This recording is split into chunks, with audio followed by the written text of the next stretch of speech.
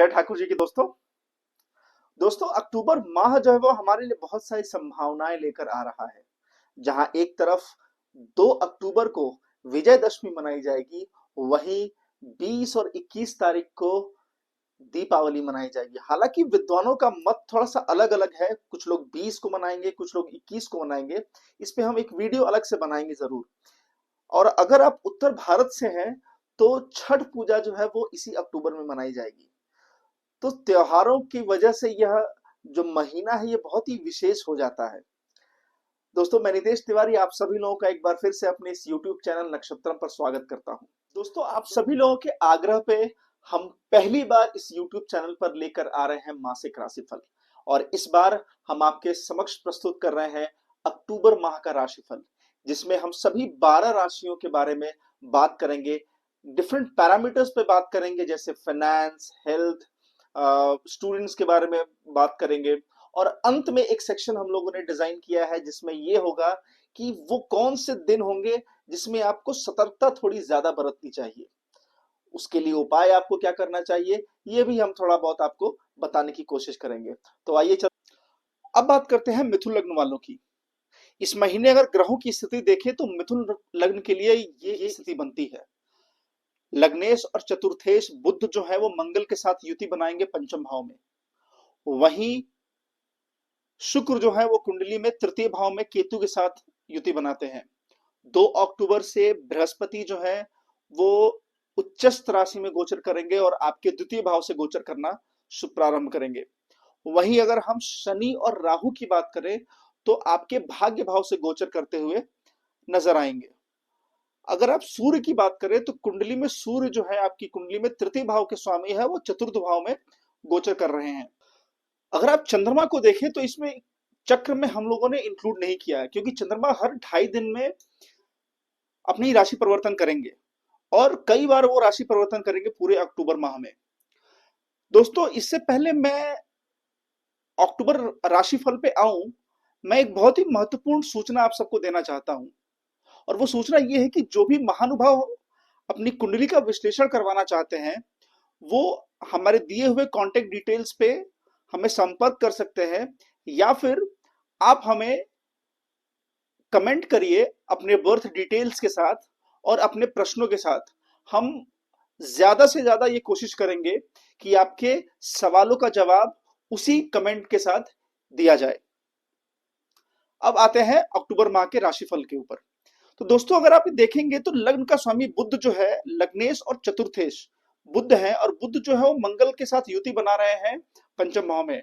इस समय जो है आप बहुत ही क्रिएटिव माइंड के हो सकते हैं। हालांकि थोड़ा सा एग्रेसिवनेस आपके अंदर दिखेगी, क्योंकि लग्नेश के साथ जो है मंगल युति बना रहे हैं। मंगल बहुत ही एग्रेसिव प्लैनेट है, कई बार एग्रेसिवनेस लेकर आते हैं।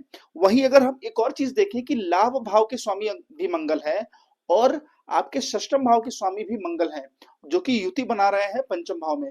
तो ये समय बिजनेस के लिए बहुत ही अच्छा है।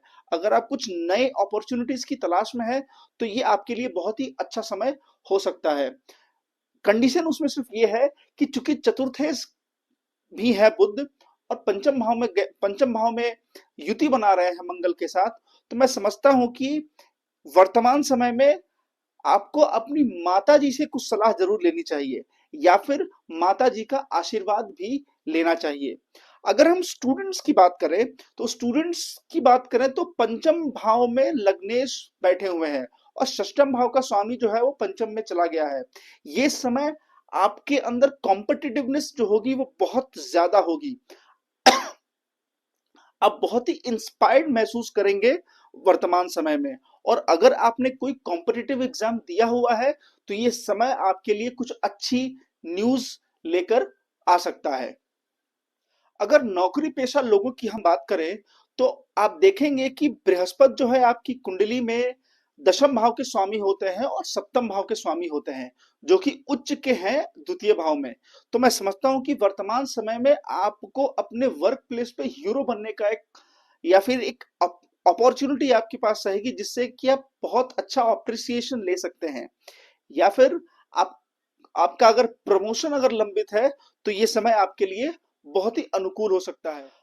अगर इस महीने हम स्वास्थ्य की बात करें तो आप देखेंगे कि पंचम भाव में मंगल बैठ के आपके अष्टम भाव को देख रहा है।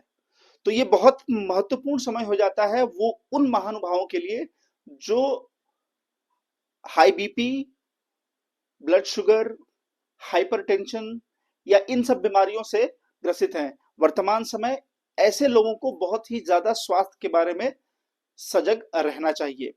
अब आते हैं आपके लाइफ पार्टनर के बारे में बात करते हैं।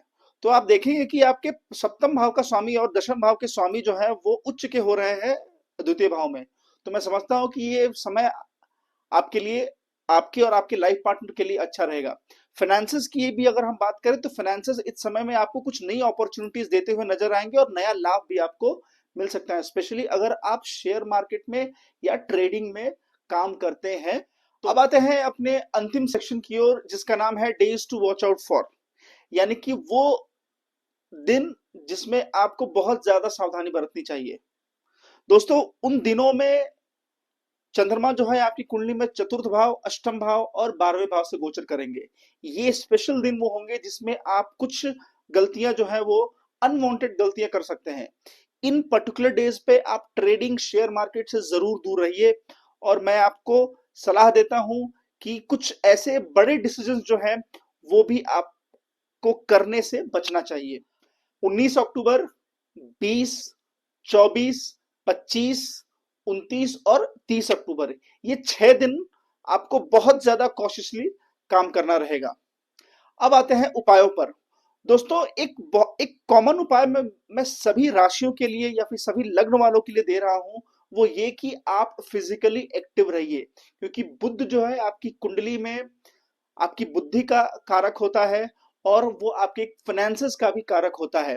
और मंगल के साथ युति अगर बना रहे हैं तो मंगल एक एग्रेसिव ग्रह है। तो जब भी मंगल के साथ युति अगर बनाते हैं, गोचर में बनाते हैं, कुंडली में अगर बनाते हैं, तो रेमेडी जो सबसे बेस्ट रेमेडी होती है वो ये होती है कि आप फिजिकली एक्टिव रहें, जिससे कि मंगल की जो एनर्जी है वो आपके जीवन में बैलेंस हो और आपको कोई नुकसान नहीं पहुंचे मंगल की वजह से। दोस्तों कैसा लगा हमारा ये प्रयास, हमें कमेंट करके जरूर बताइए। अगर आप इस पेज पे नए हैं तो हमारा वीडियो लाइक करिए, शेयर करिए और सब्सक्राइब करिए। तब तक के लिए जय ठाकुर जी की।